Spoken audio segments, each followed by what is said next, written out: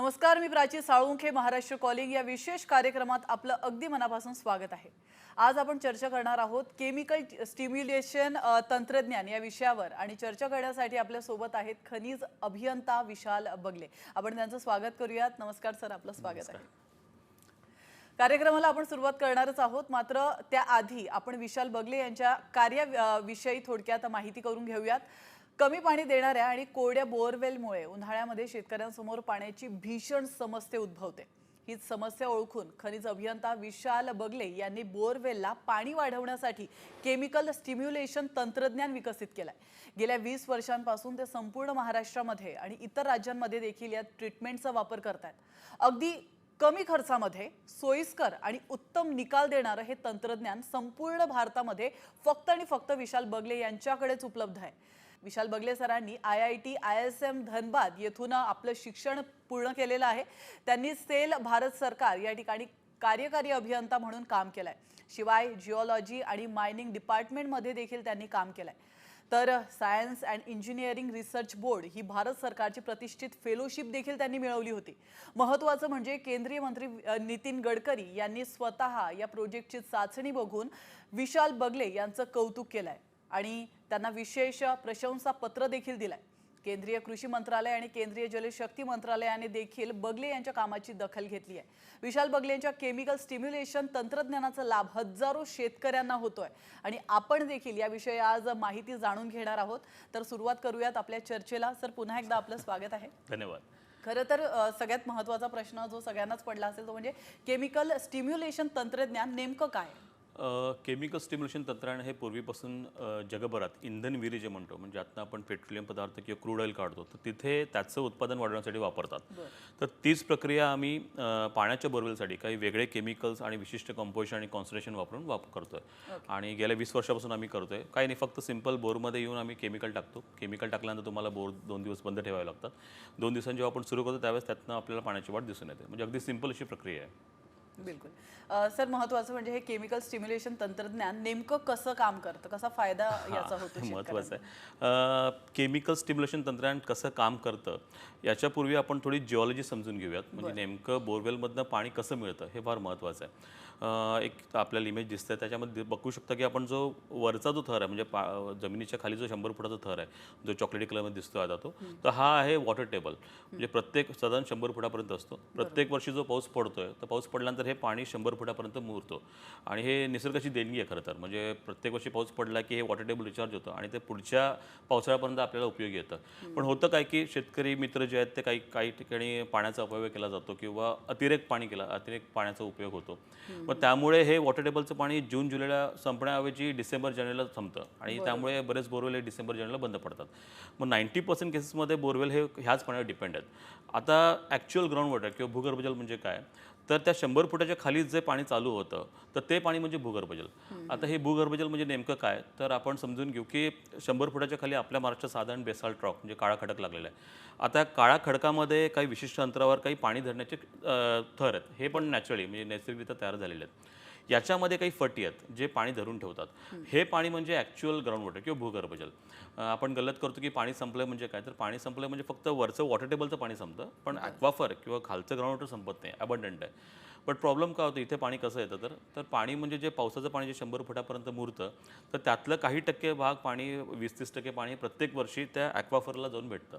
आणि तसं करून गेल्या हजारो लाखो वर्षापासून जो पाऊस पडतोय, तर त्या प्रत्येक वर्षी काही ना काही टक्के भाग खाली जाऊन ॲक्वाफरला पोचलेलं आहे आणि ॲक्वाफर भरलेलं आहे. तसं खाली पाणी तयार झालेलं आहे. आता एवढ्या वर्षापासून पाणी तिथे असल्या कारणाने त्या पाण्यासोबत जे काही गाळ, क्षार, माती आजूबाजूला जी असेल ते त्यात रस्त्यात थांबतंय आणि ॲक्वाफर ब्लॉक्ड होतात. त्यामुळे हे ॲक्वाफर नेहमी ब्लॉक्ड असतात. खरं तर ही इमेज मी जी दाखवते ही जिओलॉजी शिकवण्यासाठी नाही आहे, पण शेतकऱ्यांना सोप्या भाषेत ॲक्वाफर वॉटर टेबल कळावे ह्या हेतूने काढलेलं आहे. तर आपल्याला कळेल की हे ॲक्वाफर म्हणजे खाली ॲक्च्युअल पाणी आणि वरचं म्हणजे आपलं पावसाचं पाणी. आता याच्यामध्ये हे ॲक्वाफरमध्ये जे गाळ, क्षार, माती आहेत ते आपण केमिकल ट्रीटमेंटनी मोकळं करतो आणि वरचा जो थर आहे पाण्याचा जो म्हणतो आपण पावसाच्या पाण्याचा थर, तर तिथेही जे काही सिल्ट किंवा सॉल्ट असेल तर त्या केमिकलमध्ये डिझॉल्व होऊन बाजूला पडतात. आपण एक व्हिडिओ आता बघतोय तर तो व्हिडिओमध्ये आपल्याला दिसेल की केमिकल खाली जातं, रिॲक्शन होतात. बरेच आम्ही 7-8 केमिकल टाकतो. ते केमिकल रिॲक्ट होऊन खाली जाऊन ते जे काही त्या ॲक्वाफरमधले जे काही ब्लॉकेजेस आहेत, आपण बघू शकता जे चॉकलेटी कलरचे इमेज जे ब्लॉकेजेस दाखवले ते इमेजेस ते ब्लॉकेजेस हळूहळू बाहेर पडतात आणि मग पाण्याला मोकळी वाट मिळाली की ते पाणी आपल्या बोरमध्ये येऊन थांबतं. त्यामुळे बोरवेल चालू होतात, म्हणजे ड्राय असलेले किंवा बंद असलेले बोरवेल सुद्धा चालू होतात आणि जे चालू बोरवेल त्याला पण रिझल्ट चांगला मिळतो. मग बिलकुल बिलकुल. सर, केमिकल किती प्रमाणात टाकावं किंवा ते टाकण्यासाठी काही अभ्यास करावा लागतो का? तर नक्कीच, म्हणजे यामागे आमचा बराच मोठा अभ्यास आहे. जसं की सांगितलं जातं की पाण्यामध्ये काय काय असतं, तर पाण्यामध्ये पहिले तर क्षार असतात, म्हणजे कॅल्शियम मॅग्नेशियम क्षार असतात. कॅल्शियम कार्बोनेट म्हणा किंवा मॅग्नेशियम कार्बोनेट वगैरे आणि इतर पण क्षार असतात. म्हणजे फॉर एक्झाम्पल जसं आपण समुद्रकिनाऱ्याच्या काठी शहरात जाऊ, म्हणजे फॉर एक्झाम्पल रत्नागिरी म्हणजे कोकण भाग म्हणा, तर त्या साईडला सोडियम क्लोराईडचं प्रमाण जास्त असतं आणि त्या व्यतिरिक्त आता सोलापूर, धाराशिव आणि लातूर साईडला बघितलं किंवा बीड साईडला तर जिप्सम आणि सल्फेटचं प्रमाण जास्त असतं आणि हे सगळ्या गोष्टी ब्लॉकेजेस वाढवतात.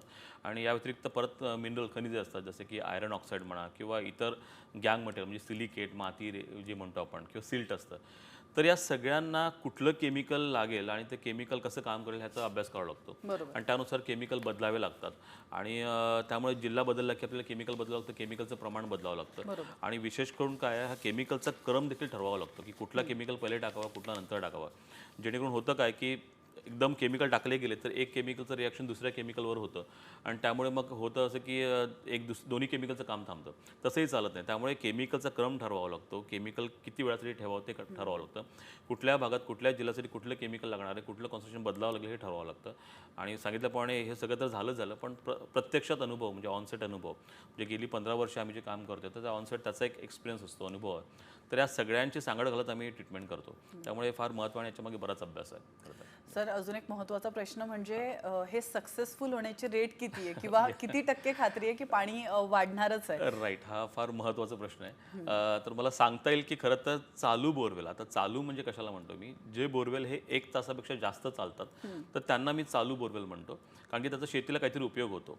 आणि अशा बोरवेलमध्ये आमचा अनुभव आहे की साधारण आहे त्या पाण्यामध्ये 1.5 पट वाढ तरी नक्कीच होते, म्हणजे मिनिमम तेवढं डिफरन्स पडतं. म्हणजे जेवढं काही पाणी मिळतं त्याच्यामध्ये 50% म्हणजे 50% वाढ ही नक्की होते. म्हणजे काय, तर फॉर एक्झाम्पल समजा आता 1 तासामध्ये आपल्याला एक 10,000 लिटर पाणी मिळतं आहे, तर त्या 10,000 मध्ये अजून एक 5,000 लिटर आम्ही डेफिनेटली वाढून देणार. ट्रीटमेंटनंतर एवढी फरक पडतं. तर दिवसाकडे तुम्हाला एक 50,000 लिटर मिळतं, तर 50,000 मध्ये अजून एक 25,000 लिटर वाढून फेकणार आणि तसं तुम्हाला पाणी मिळणार. आता या व्यतिरिक्त मेन कन्सर्न असतो तो म्हणजे ड्राय बोरवेल. आता ड्राय म्हणजे काय, अर्धा तासापेक्षा खाली चालणारे जेवढे काही बोरवेल आहेत त्या सगळ्यांना आम्ही ड्राय म्हणून सांगतो. काय याचा फरक म्हणजे, तर अर्धा तास म्हणजे 5 मिनटं, 10 मिनटं, 15 मिनटं, 20 मिनटं. अशा बोरवेलला मात्र अजूनही आम्हाला 100% खात्री देता येत नाही. तर त्याचं कारण म्हणजे पण जिओलॉजी आहे, जे आता मी सांगेलच. पण होतं काय की अशा बोरवेलला आम्ही सांगतो की साधारण 100 पैकी 70-80 बोरवेल चालू होतात आणि त्याने रिझल्ट फार चांगलं मिळतं. म्हणजे अगदी 5, 10, 15 मिनटं चालणारे बोरवेल अर्धा तास, 1 तास, 2 तास, 3 तास अगदी लाईट असेपर्यंत पण चालतात. पण 20 ते 30% बोरवेल मात्र मग त्यांना पाण्याची वाढ होत नाही, ते आहे तशी राहतात. म्हणजे आपण आता एक इमेज समजून घेऊयात, एक जिओलॉजी नेमकं काय असतं, कुठल्या बोरवेलला फरक पडत नाही. आपण 2 इमेज बघतोय आता, आपल्या डाव्या हाताला एक इमेज आहे, ते 2 बोरवेल दिसतात आपल्याला. तर त्यापैकी डाव्या हाताला जो इमेज आहे, पहिलं जे चित्र आपल्याला दिसतं त्याच्यामध्ये बघू आपण जे बोरवेल मारलेत त्या बोरवेलच्या आजूबाजूला आपल्याला ॲक्वाफरची संख्या फार कमी दिसते मुळात. आणि अजून एक मेन कारण म्हणजे ते ॲक्वाफर त्या बोरवेलपर्यंत पोहोचलेच नाही आहेत, ते मीठ होत नाहीत, म्हणजे रस्ता तिथपर्यंत आलेले नाही. त्यामुळे केमिकलला तिथे जाता येत नाही, रिॲक्शन करता येत नाही. मग अशा केसेसमध्ये आपल्याला तिथे रिझल्ट मिळत नाही. मात्र तेच तुम्ही दुसऱ्या चित्रात बघा, दुसऱ्या चित्रात तो पण बोरवेल आहे, तो पण कोरडाच आहे, तिथेही ॲक्वाफर्स आहेत, तिथे ॲक्वाफर चांगले आहेत आणि तिथे ॲक्वाफर त्या बोरवेलपर्यंत पोहोचलेत. इथे जरी पाणी नसलं तरी केमिकल त्या ॲक्वाफरपर्यंत पोहोचून तिथे रिॲक्ट करतं आणि त्या तिथले जे ब्लॉकेज आहेत ते निघतात आणि त्यामुळे पाण्याला मोकळी वाट मिळते. आणि साधारण आमचा अनुभव की 70-80% केस असे असतात जिथे असं ॲक्वाफर मीठ झालेले असतात आणि 20-30% केसेस म्हणजे 20-30% असे बोरवेल आहेत की जिथे ॲक्वाफर असतात किंवा कमी असतात आणि मुळात ते त्या बोरवेलपर्यंत पोहोचले नाही आहेत. त्यामुळे आम्हाला काही करता येत म्हणजे केमिकल काही कुठल्याच ह्याला काही करता येत नाही. त्याला आपण सोप्या भाषेत म्हणायचं म्हणजे की चुकीच्या ठिकाणी बोरवेल घेतलं आहे, म्हणजे जिओलॉजिकल त्या जागा त्याची त्या बोरवेलची चुकलेली आहे आणि हे वर्ण बघता येत नाही मुळात, म्हणजे तुम्हाला मला कोणाला बघता येत नाही. हां, तुम्ही जर कुठल्या जिओलॉजिस्टकडनं जिओलॉजिकल एक्सप्लोरेशन करून घेतलं असेल तर मग आपल्याला ते कळतं की बाबा हां इथे फ्रॅक्चर्स आहेत आणि चांगलं आहे, तर त्या ठिकाणी केमिकल ट्रीटमेंटचा फायदा होतो. पण इथे पण एक अडचण अशी येते परत की फ्रॅक्चर असले तरी पण फ्रॅक्चर्स पाण्याने भरले आहेत का नाही हे जिओलॉजिस्टला पण सांगता येत नाहीत. म्हणजे कधी कधी एम्प्टी ॲक्वाफर पण असतात. मग त्यामुळे आम्ही सर्वसाधारण सांगतो की आमच्या अनुभवावरनं की आहे त्या पाण्यामध्ये म्हणजे साधारण अशा बोरवेलमध्ये ड्राय बोरवेल किंवा अर्धा तासापेक्षा कमी चालणाऱ्या बोरवेलमध्ये 70% बोरवेल रिझल्ट चांगले येतात आणि 30% मात्र सांगता येत नाही. तेवढी रिस्क मात्र तिथे घ्यावी लागते. ते एक अडचण होते. हां नक्कीच. सर तुम्ही ज्या केमिकल बद्दल बोलताय ते केमिकल नेमकं काय आहे? ओके. केमिकल ॲक्च्युली म्हणता येईल की ट्रेड सिक्रेट आहे, त्यामुळे असं केमिकलबद्दल बोलता येते. आमचे पेटंट पण आहेत आणि त्यावर प्रोसेस पेटंट आणि डिझाईन पण दोन्हीसाठी ॲप्लिकेशन ऑलरेडी प्रोसेसमध्ये आहे. पण हे सांगता येईल की साधारण आपल्याला हे जे सॉल्ट जसं म्हणतो आपण त्या सॉल्टला डिझॉल्व करता यायला पाहिजे, ते केमिकलमध्ये ते विरघळायला पाहिजे. आणि प्लस असे काही केमिकल्स आहेत जे त्या पंप आता ऑब्व्हियसली मोटर आम्ही जेव्हा ट्रीटमेंट करतो तर हे पंप आणि हे सगळे इन्स्टॉल्ड असतात त्या बोरवेलमध्ये. मग त्यांना काही नुकसान होऊ नये म्हणून त्याच्या सेफ्टीसाठी पण काही केमिकल्स टाकतो, जेणेकरून तिथे त्याचा एक सेफ्टी प्रिकॉशन म्हणजे थर तयार होतो. त्यामुळे मोटरला, वायरला, केबलला, केसिंगला काही नुकसान होत नाही केमिकलचं. असे केमिकल्स आहेत जे रिॲक्ट पण करतील आणि सेफ पण ठेवतील त्या बोरवेलला असं. पण ऑब्व्हियसली ट्रेड सिक्रेट असल्यामुळे सांगता येणार असं नाही. बिलकुल बिलकुल. सर आणि महत्त्वाचं म्हणजे आपण नितीन गडकरी यांच्यासोबत देखील काम केलेलं आहे किंवा तुम्ही त्यांना भेटलेला आहात. तो अनुभव सविस्तर थोडा तुमच्याकडून जाणून घ्यायचा आहे. नेमकं काय घडलंय? नाही नक्कीच. म्हणजे गडकरी साहेबांबद्दल तर जेवढं बोलावं तेवढं कमीच आहे. सर्वात मला म्हणता येईल सर्वात कार्यक्षम आणि मोस्ट पॉप्युलर नेता आहेत सध्या आणि तसं मला अनुभव पण आला आहे. म्हणजे खरं तर माझी त्यांची काही पर्सनल ओळख नव्हती पूर्वी. त्यांचं अपॉइंटमेंट मला मिळालं. मला कळत होतं की ते पाण्याबद्दल बरंच काम करतात. मी त्यांना भेटलो. मग त्यांनी त्यांच्याकडे एक जलसंवर्धनाचं काम होतं त्यांच्या टीमतर्फे. तर त्यांनी मला लगेच भेटल्या सांगितलं की तू माधव कोटस्थाने ते काम बघतात, त्यांना एकदा भेटून घे आणि मग परत मला येऊन भेट. मग मी त्या सरांना भेटलो. त्यांच्या थ्रू सगळे डिस्कशन झाल्या. मग त्याच्यानंतर मला आठवतं तिथे त्यांची टीम पण होती, जिओलॉजिस्ट वगैरे पण होते, काही सेंट्रल ग्राउंड वॉटर बोर्डचे डायरेक्टर तिथे होते. तर त्यांच्यासोबत पण मीटिंग झाली. हे सगळं झाल्यानंतर त्यांनी गडकरी साहेबांना सांगितलं की काय ट्रीटमेंट आहे आणि त्यानुसार मग मी गडकरी साहेबांनी मला सांगितलं की ठीक आहे तू एक 4-5 बोरवर ट्रीटमेंट मला डेमो दे. त्याचा रिझल्ट जर चांगला आला खरंच तर मला रेकमेंड करता येईल आणि त्याप्रमाणे तसं रेकमेंडसुद्धा केलं. म्हणजे स्टेट गव्हर्नमेंट, सेंट्रल गव्हर्नमेंट म्हणजे स्टेटच्या ॲग्रिकल्चर आणि वॉटर डिपार्टमेंटला प्लस सेंट्रलच्या पण ॲग्रिकल्चर आणि वॉटर डिपार्टमेंटला त्यांनी इन्फॉर्म केलं. त्यानुसार माझी काही मीटिंगसुद्धा झाली दिल्लीमध्ये. ॲग्रिकल्चर मिनिस्टर त्यांच्या टीमसोबत मीटिंग झाली कृषी भवनला आणि केंद्रीय जलशक्ती मिनिस्टर यांचासुद्धा त्याच्यावर रिस्पॉन्स आला होता. म्हणजे एवढंच नव्हे तर गडकरी साहेब अजून एक सांगायचं म्हणजे आता मी त्यांना 3-4 महिन्यामध्ये आधीमध्ये जाऊन भेटत असतो.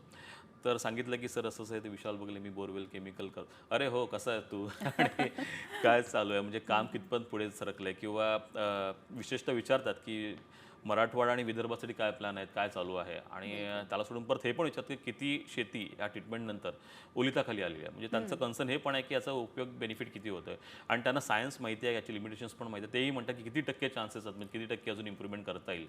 तर असं स्वतःहून विचारतात. म्हणजे एवढं व्याप असताना सुद्धा ते लक्षात ठेवतात म्हणजे खरंच मोठी गोष्ट आहे. वेळोवेळी अपडेट घेत येस एक्झॅक्टली ते महत्त्वाचं आहे. सगळेच त्यांचे इव्हन त्यांचे पीए वगैरे पण असे आहेत की सांगितले काम करतात ते लगेच.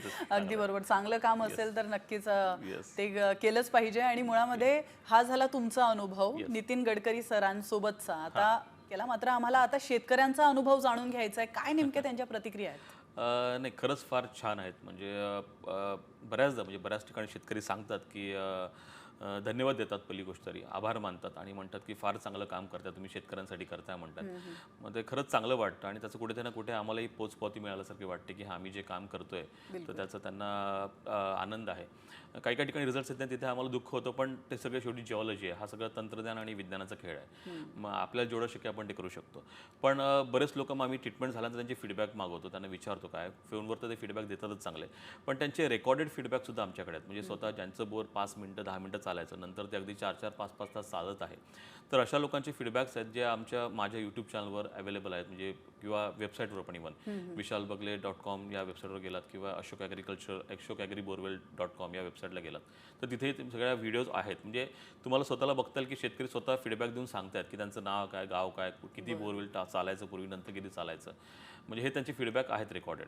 आणि या व्यतिरिक्त जसं म्हणताय प्रतिक्रिया म्हटलं तर त्या बऱ्याच ठिकाणी म्हणतात. म्हणजे एक शेतकरी असे होते की त्यांनी त्यांचा प्लॉट विकायचं ठरवलं होतं, नंतर पण पाण्याची वाढ झाल्यामुळे मग ते कंटिन्यू करतात तिथे आणि ते आजूबाजूच्या लोकांना सांगतायत आणि असे बरेच अनुभव येतात. काही काही लोकांचे 5-10 मिनिटं चालणारे 5-5 तास चालले की अगदी देवासारखं बोलतात. अरे बाप म्हणजे नाही आहे ऑब्व्हियसली तसं, शेवटी पाणी देणं देवाचेच हातात आहे, पण समाधान मिळतं त्या कामामुळे. चांगली प्रतिक्रिया येतात कधी कधी. काही काही अनुभव असतात मग, पण चांगले आहेत. बिलकुल बिलकुल. सर आपण पाहतोय की उन्हाळा सुरू झाला की बऱ्याच ठिकाणी पाण्याची कमतरता जाणवते, अनेक ठिकाणी. तर आता सध्याला आपला हा जो प्रोजेक्ट आहे तो कुठे कुठे सुरू आहे, म्हणजे महाराष्ट्रातील कोणकोणत्या जिल्ह्यांमध्ये आपण काम करतो? येस, आपण महाराष्ट्रातल्या ऑलमोस्ट सगळ्या जिल्ह्यामध्ये काम करतो. सगळ्याच, म्हणजे कुठलाही असं जिल्हा नाही आहे, कुठलं असं गाव नाही जिथे आपण पोहोचत नाही. सगळीकडे तुम्ही फोन केल्यानंतर ऑफिसला तुमची माहिती दिल्यानंतर आम्ही त्यांना शेड्यूल देतो, म्हणजे ह्या तारखेला आम्ही तुमच्याकडे टीम पाठवणार आहोत आणि टीम जाऊन तिथे ट्रीटमेंट करते. महाराष्ट्रातले अगदीच म्हणजे कुठलाही भाग, अगदी गोंदियापर्यंत म्हणाल, इकडे खाली आपलं सिंधुदुर्ग वगैरे, म्हणजे जे म्हणतात की कोकण भाग, पण कोकणसारखं गोवा वगैरे ह्या सगळ्या ठिकाणी सुद्धा पण आम्ही ट्रीटमेंट करतो. आणि आता तर आम्ही महाराष्ट्राच्या आजूबाजूला म्हणजे कर्नाटक म्हणा किंवा MP आणि अगदी तेलंगणा ह्या भागात पण कार्य सुरू केलेलं आहे. पण महाराष्ट्रात मात्र सगळीकडे ठिकाणी करतो आम्ही. बिलकुल. सर आपण आपल्याला माहितीच आहे की शेतकऱ्यांसाठी, शेतकरी मित्रांसाठी ही ट्रीटमेंट अतिशय महत्त्वाची आहे. मात्र मला सविस्तर जाणून घ्यायला आवडेल की कसा फायदा या शेतकऱ्यांना होतोय या ट्रीटमेंटचा? हा फार महत्त्वाचा प्रश्न आहे.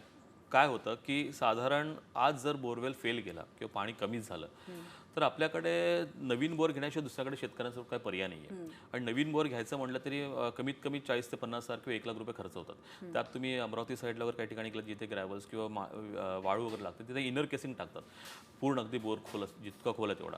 मग त्यामुळे होतं की तिथे बोरची जी म्हणजे याला जे खर्च येतो तो जवळपास 1 लाखाच्या वर जातात. मग एवढं खर्च करून देखील तुम्हाला पाणी मिळण्याची गॅरंटी काय आहे का? काही अजिबात नाही, अगदी झिरो आहे. मग त्यामुळे मी सांगतो की असं करण्यापेक्षा तुम्हाला फार एक स्वस्त पर्याय मी तुम्हाला देतोय, जो विज्ञान आणि तंत्रज्ञानावर आधारित आहे. आणि ते खर्च फार तर फार अगदी आम्ही 300 फुटाला इन्क्लुडिंग GST 7,000 पासून ते 10-15,000 घेतो. ते डिपेंड आहे बोरच्या खोलीनुसार, पण 300 फुटाला साधारण 7,000 रुपये खर्च घेतो. एवढ्या कमी खर्चात जर तुम्हाला पाणी मिळालंच तर तुमचं पूर्ण आयुष्य बदलून जातं. म्हणजे तुम्हाला ठीक आहे, तुमच्याकडे जरी पैसा असेल, तुम्ही एखाद 2 नवीन बोर घ्याल, पण तिथे एवढा पैसा घालून देखील पाणी मिळणार का? तर त्याची शाश्वती नाही आहे. मग त्या व्यतिरिक्त इथे एक 7,000-8,000 घालून जर पाणी मिळालं तर तुमचं आर्थिक नुकसान देखील वाचेल. आणि दुसरी गोष्ट ह्या की तुम्हाला पाण्याचा तुमचा जो टेन्शन तो निघून जाईल. आणि मला माहिती आहे की सक्सेस रेट चांगले आहेत, म्हणजे 70-80% आहे, ते फार मोठी गोष्ट आहे. म्हणजे मी एकदम सोप्या भाषेत नेहमी सांगत असतो की आर्थिक म्हणजे काय म्हणतात, कोरडे बोरवेल घेऊन परत आर्थिक संकटात सापडण्यापेक्षा किंवा जमिनीचा ऱ्हास करण्यापेक्षा, म्हणजे आपण बरेच कोरडे बोरवेल म्हणून इव्हन जमिनीचं पण ऱ्हासच करतोय, नुकसानच करतोय. मग तसं न करता हा एक पर्याय उपलब्ध आहे जो फार सोपा, सोयीस्कर आणि कमी खर्चिक आहे आणि उत्तम निकाल देणार आहे. तर हे करावं. आणि आजकाल आपण म्हणतो ना, सगळं आधुनिकीकरण करतोय आपण, शेतीमध्ये आधुनिकीकरण करावं किंवा मॉडर्नायझेशन व्हायला पाहिजे, नवनवीन बियाणे किंवा तंत्रज्ञान वापरतोय. तर हे सुद्धा एक आधुनिक तंत्रज्ञान आहे. तुम्ही पारंपरिक बोरवेलला ह्याची म्हणजे जोड द्यायला पाहिजे. तशी जोड दिली तर डेफिनेटली यातही तुम्हाला फायदाच होईल. थोडा रिस्क आहे, पण रिस्क घेतल्याशिवाय पुढे जाता येत नाही, हेही महत्त्वाचं आहे. तर त्यामुळे शेवटी देव पाणी देणार आहे, पण देव आपल्याला सांगतो की तुम्हाला विज्ञान आणि तंत्रज्ञान दिलेलं आहे, त्याचाही तुम्ही वापर करा जेणेकरून तुम्हाला पाणी मिळवता येईल. तर मी म्हणेल की हे खरंच एक चांगली ट्रीटमेंट आहे. थोडी रिस्क आहे, पण ती घ्यायला काही हरकत नाही, कारण त्या मानाने खर्च फार कमी आहे. आणि विशेष करून सांगायचं म्हणजे तर नवीन बोरवेल जे असतात त्यांना तर आम्ही सांगतोच की खरं तर मारूच नाही, पण जे नवीन बोरवेल मारलेले असतात तर त्यांनाही ट्रीटमेंट करूनच मोटर किंवा पंप इन्स्टॉल करावं. कारण की हे खरं तर हे ट्रीटमेंट म्हणजे बोरवेलला डेव्हलपमेंट प्रक्रिया आहे, त्याचं टॉनिकच आहे म्हणा हवं तर, की त्याला प्रत्येक वर्षी खरं तर तुम्ही ह्या बोरवेलला हे ट्रीटमेंट करूनच त्या बोरवेलला चांगलं पाणी देण्यासाठी तुम्ही तयार करताय. त्यामुळे हे अतिशय महत्त्वाचं, म्हणजे ह्याच्या मागचं हा विज्ञान समजून घ्यायला पाहिजे. आता आपण सगळंच बघितलं की वॉटर टेबल काय, ॲक्वाफर काय, त्याचं खालचं पाणी मिळणं सोपं नाही आहे, किंवा वॉटर टेबलचं पण पाणी जे ब्लॉक असतं ते काढणं गरजेचंच आहे. त्यामुळे ही ट्रीटमेंट खरं तर प्रत्येक बोरवेलसाठी महत्त्वाची आहे, म्हणजे खरं करायलाच पाहिजे. म्हणजे विशेष म्हणजे मी माझ्या स्वतःच्या घरी, माझ्या घरच्या बोरवेलला म्हणा किंवा आमच्या रिलेटिव्हच्या बोरवेलला मी केलेलं आहे. म्हणजे माझ्या घरी 2019ला मी माझ्या बोरवेलला पाणी कमी झालं ट्रीटमेंट केली होती आणि आज माझं बोरवेल चांगलं चालतं. म्हणजे आम्हाला माहिती आहे याचे फायदे आहेत. त्यामुळे शेतकऱ्यांनी याचा निर्णय तसं स्वतःच्या विवेकबुद्धीने म्हणा किंवा ह्या सगळ्या टेक्निकल गोष्टी आता सगळ्या त्यांच्या समोरच आहेत, आपल्या वाहिनीद्वारे जे दिसतात त्यांना, तर त्या सगळ्या गोष्टी समजून घेऊन निर्णय घ्यावा, म्हणजे असं मला वाटतं. डेफिनेटली अगदी बरोबर म्हणालात तुम्ही. आणि सगळ्यात महत्त्वाचा प्रश्न म्हणजे ही आयडिया तुमच्या मनामध्ये कधी आली आणि का तुम्हाला असं वाटलं की आपण असं काहीतरी इन्व्हेंट केलं पाहिजे? नाही, विशेष करून म्हणजे खरं तर ही जी प्रक्रिया ती शोधून काढली ती माझ्या वडिलांनी, स्वर्गीय श्री अशोक बगले, स्वतः जिओलॉजिस्ट होते आणि आणि सायंटिस्ट होते, ड्रिलिंग इंजिनियर होते. तर 98ला त्यांनी सुरू केलेलं. 2002 पासून ते कमर्शियली लिगली करत होते. पण माझं शिक्षण त्यामुळे मिनरल इंजिनिअरिंग घेण्याचं कारण तेच होतं, कारण की ती संस्था अशी आहे की ती जगभरात त्या कोर्सेससाठी मायनिंग मिनरलसाठी प्रसिद्ध आहे. तर तिथे माझं शिक्षण झालं. नंतर 2011 पासून तर मी वैयक्तिक ते करतोच आहे. म्हणजे इन्स्पिरेशन म्हणताल तर वडील आणि प्लस ह्या गोष्टी मी बघतो. शेतकरी जेव्हा वडिलांचे पाय पकडत होते, म्हणत होते की तुम्ही देवासारखे धावत आलात आणि ट्रीटमेंटसाठी पाणी दिलात, तर ते कुठेतरी आपल्याला इन्स्पायर करतं. एक चांगलं काम करतो म्हटलं ते खरंच चांगलं वाटतं. अगदी बरोबर. खरं तर केमिकल स्टिम्युलेशन तंत्रज्ञान या विषयावर तुम्ही खूप सुंदर चर्चा केली आहे सर आज, आणि तुम्ही वेळेत वेळ काढून आमच्या स्टुडिओमध्ये आलात आणि आमच्या प्रेक्षकांना आणि खास करून आमच्या शेतकऱ्यांना इतकं सुंदर मार्गदर्शन तुम्ही आज केलंय, त्याबद्दल तुमचे खूप खूप धन्यवाद. धन्यवाद. देश विदेशातील प्रत्येक घडामोडींचे लाईव्ह अपडेट मिळवण्यासाठी आता साम टीव्हीच्या सर्व सोशल मीडिया प्लॅटफॉर्मला लाईक, फॉलो आणि सबस्क्राईब करा. तसंच सर्व नोटिफिकेशनसाठी बेल आयकॉन प्रेस करायला विसरू नका.